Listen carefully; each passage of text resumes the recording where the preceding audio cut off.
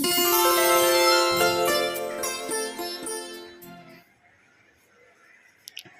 friends, my name is Sanjuni Jamale. I am standard first. My division name is Pratapgarh. My teacher name is Kambe teacher. My project name is Types of Plants. Today we are going to see the experiment of types of plants. First, trees, shrub, herb, climber, creeper. First is trees. Trees are tall, strong and very big plants.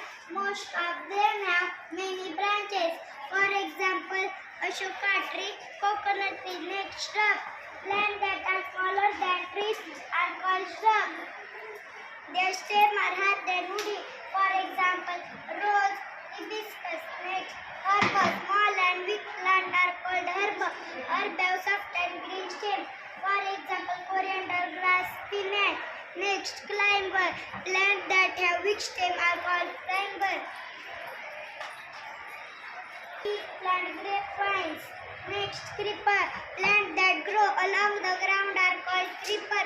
For example, muskmelon, watermelon, pumpkin. This is a pumpkin. Thank you.